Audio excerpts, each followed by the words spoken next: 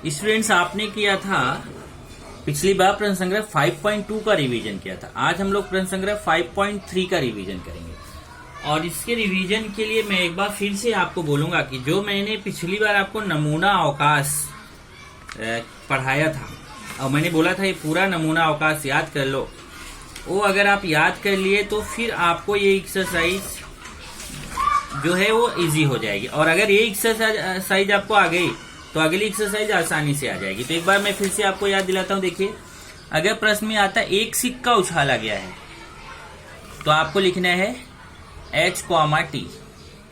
नमूना अवकाश s बराबर h, t और ns बराबर 1, 2, 2। दो सिक्का उछाला गया है तो s बराबर, ऐसे धन कोष्ठक लगाना, ध्यान रखो धन कोष्ठक लगाना जरूरी है। hh, st, ts, tt 1, 2, 3, 4 ns बराबर 4। और तीन सिक्के उछाले गए हैं तो ऐसा लिखना है hhh, hst, sth, stt, tts, ttt। और इसको गिनेंगे तो 1, 2, 3, 4, 5, 6, 7, 8 आएगा। और अगर एक पासा फेंका गया है तो इसके लिए s बराबर 1, 2, 3, 4, 5, 6 ns बराबर 6। और दो पासे फेंके गए हैं तो ऐसे 1, 1, 1, 2, 1, 3, 1, 4, 1, 5, 1, 6, 2, 1, 2, 2, 2, 3, 2, 4, 2, 5, 2, 6, 3, 1, 3, 2, 3, 3, 3, 4, 3, 5, 3, 6, 4, 1, 4, 2, 4, 3, 4, 5, 4, 5, 4, 6, 5, 1, 5, 2, 5, 3, 5, 4, 5, 5, 5, 6, 6, 1, 6, 2, 6, 3, 6, 4, 6, 5, 6, 6। टोटल काउंट करेंगे तो 36 आएगा। और 1 से 25 संख्या वाले कार्डों में से एक कार्ड निकाला गया तो आपको 1 से 25 तक अंक लिखना है, मतलब ns बराबर 25। अगर ये 1 से 20 बोलता है तो यहाँ 20 आ जाएगा, यहाँ 20 तक आ जाएगा। ओके।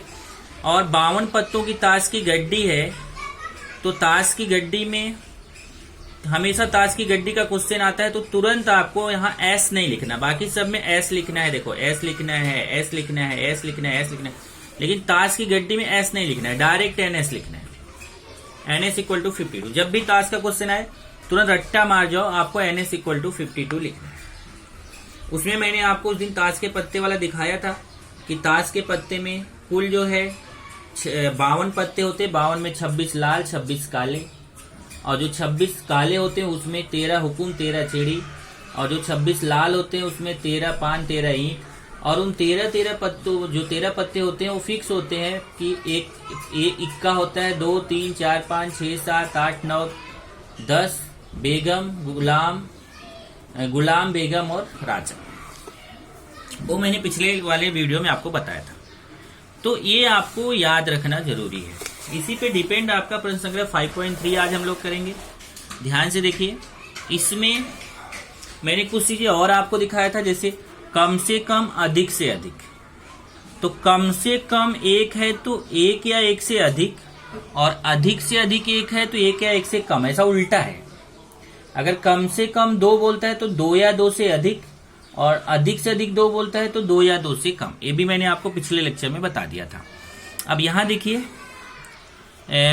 5.3 का पहला क्वेश्चन, निम्नलिखित प्रत्येक प्रयोग के लिए नमूना अवकाश s, नमूना घटकों की संख्या ns, समुच्चय की सहायता से घटनाएं a, b, c, na, nb, nc निकालिए।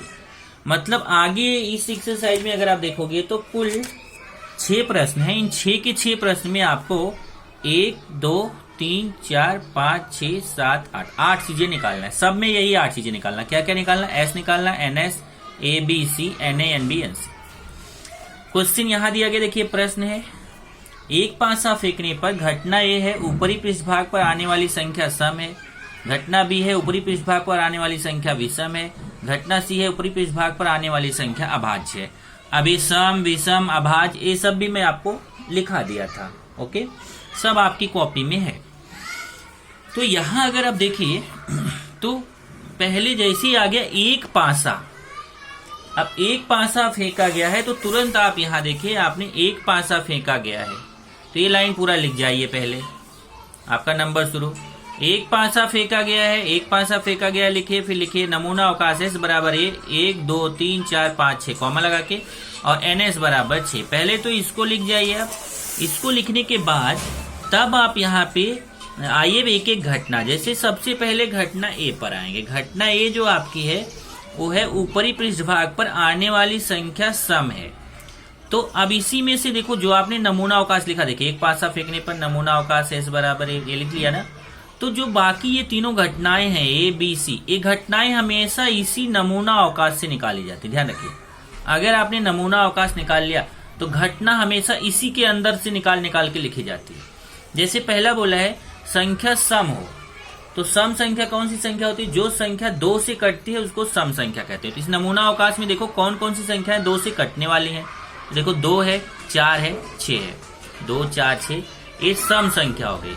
अब गिन लो 1 2 3, तो ए में कितने घटक हैं? 3 है, तो एन ए बराबर 3। एन ए मतलब ए में कितने नंबर्स हैं? ए में 3 नंबर्स हैं। ओके, फिर घटना बी है ऊपरी पृष्ठभाग पर आने वाली संख्या विषम है। तो यहाँ लिख दिया पहले घटना बी ऊपरी पृष्ठभाग पर आने वाली संख्या विषम है। तब देखो यहाँ पे कि ये जो आपका संख्याएं दिया है 1 से लेके 6 तक जो नमूना अवकाश है उसमें विषम संख्याएं कौन कौन सी है। तो आप देखेंगे विषम संख्या किसको बोलते हैं? जो संख्या 2 से नहीं कटती है उसको विषम संख्या बोलते हैं। 2 से नहीं कटने वाली संख्या कौन है? 1 3 5। तो यहाँ पे देखो 1 3 5, एन बी बराबर 3 हो गया। काउंट कर लो, बी में कितने घटक है? 3 है, 1 2 3। ऐसे ही ऊपरी पृष्ठभाग सी घटना क्या है? देखिए ऊपरी पृष्ठभाग पर आने वाली संख्या अभाज्य है, तो इसको लिखिए ऊपरी पृष्ठभाग पर आने वाली संख्या अभाज्य। अब अभाज्य संख्या मैंने क्या बताया था? जो संख्या किसी दूसरी संख्या से नहीं कटती उसे अभाज्य संख्या कहते हैं। अभाज्य संख्या 2 से शुरू होती है। तो यहाँ से देखिए कौन सी संख्या अभाज्य है? 2 है, 3 है, 5 है। अभाज्य संख्या हो गई 2 3 5।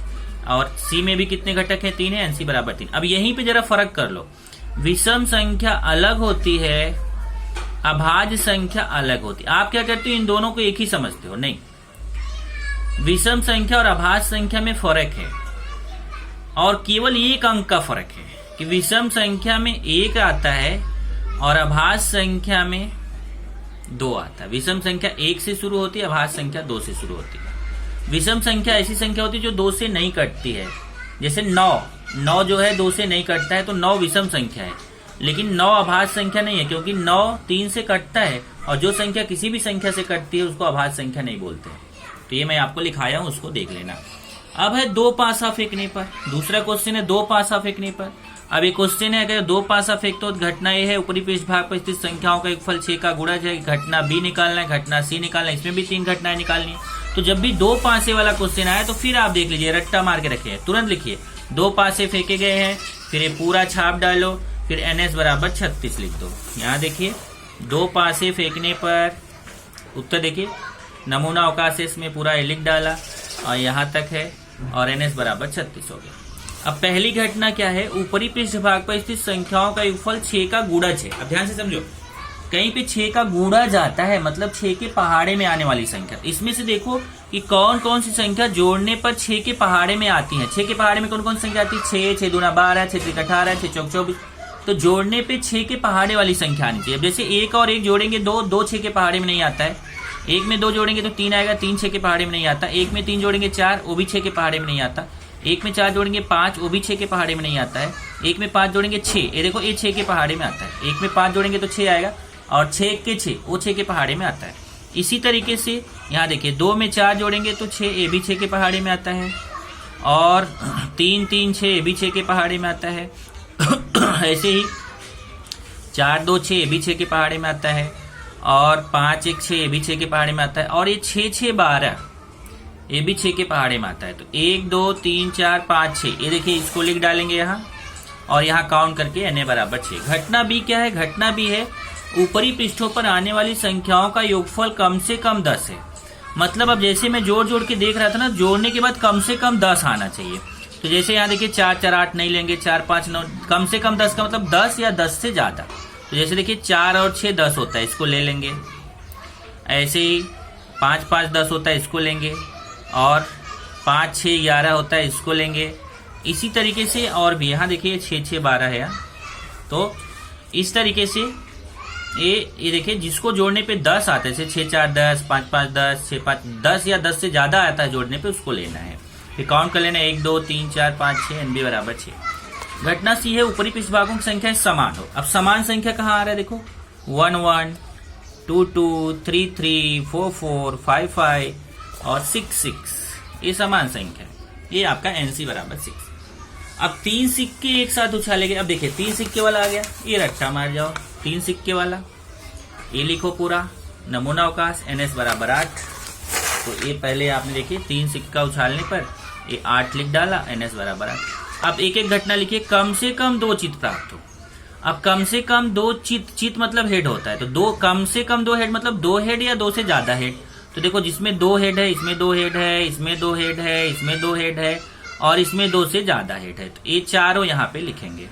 Na बराबर कितना आ जाएगा, देखो 1 2 3 4। अगला है चित्त प्राप्त ना हो, मतलब हेड नहीं मिलना चाहिए। चित्त मतलब हेड ना हो, ना प्राप्त हो। तो हेड किसमें नहीं मिल रहा है, देखो यहाँ पे हेड नहीं मिल रहा है, TTT आ गया। NB बराबर 1। अगला है दूसरे सिक्के पर चित्त प्राप्त हो, मतलब दूसरे वाले पे हेड प्राप्त होती है। यहाँ देखिए दूसरे वाले पे मतलब बीच वाले पे, ये पहला दूसरा तीसरा, दूसरे पे दूसरा मतलब कि बीच वाले पे H। तो यहाँ देखो इसमें H प्राप्त हो रहा है, इसमें बीच में H प्राप्त हो रहा है, इसमें बीच में H प्राप्त हो रहा है, इसमें बीच में H प्राप्त हो रहा है। ये चारों ले लेंगे यहाँ पे, NC बराबर 4। चौथा क्वेश्चन, अंकों की पुनरावृत्ति न करते हो 0 1 2 3 4 5 की सहायता से 2 अंक वाली संख्याएं तैयार करना। अब देखो अगर आपको 2 अंकों की संख्या तैयार करना है तो आप हमेशा ध्यान रखो कि आपको वहां पर जैसे अगर आप कोई ऐसे लिखते हो 0 2, तो ये दिखने में 2 अंक की संख्या पर है 1 अंक की, क्योंकि शुरुआत में 0 रहता है तो 1 अंक की संख्या मानी जाती है। लेकिन अगर ऐसे 20 लिखते हो तो ये 2 अंक की संख्या मानी जाती है। तो शुरुआत में स्टार्टिंग में 0 नहीं होना चाहिए। तो यहाँ पे अब 2 अंक लेके बनाना है, लेकिन स्टार्टिंग में 0 नहीं लेना है। तो अंक देखो 1, और पुनरावृत्ति भी नहीं करना, मतलब उसको रिपीट भी नहीं करना। 1 के साथ 0, 1 के साथ 2, 1 के साथ 3, 1 के साथ 4, 1 के साथ 5। ऐसे 2 के साथ 0, 2 के साथ 1, 2 के साथ 3, 2 के साथ 4, 2 के साथ 5।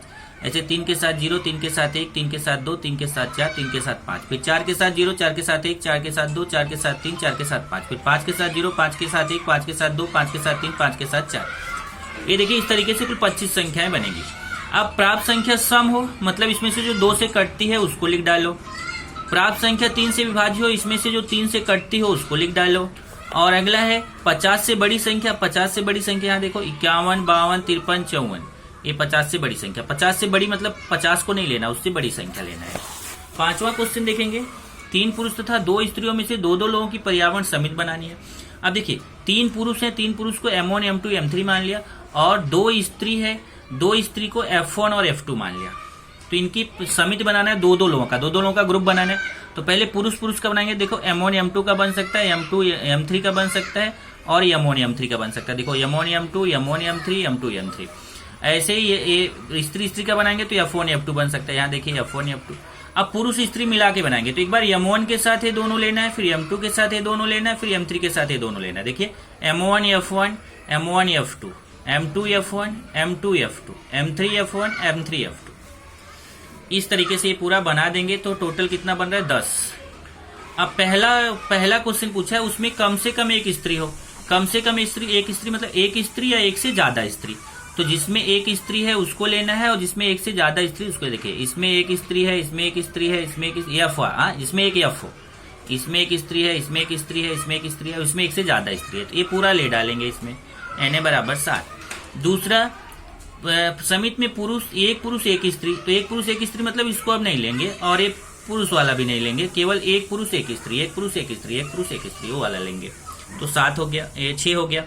अगला है स्त्री समाविष्ट ना हो, मतलब स्त्री ना हो, तो केवल पुरुष पुरुष वाला जो 3 समिति है उसको यहाँ पे ले लेंगे। एक सिक्का तथा एक पासा उछाला गया। अब एक इसका उसमें नहीं है, पर एक सिक्का और एक पासा उछाला गया तो सिक्के पे 1 से लेके 6 सिक्के पे हेड और टेल होता है, और पासे पे 1 से लेके 6 तक अंक होता है।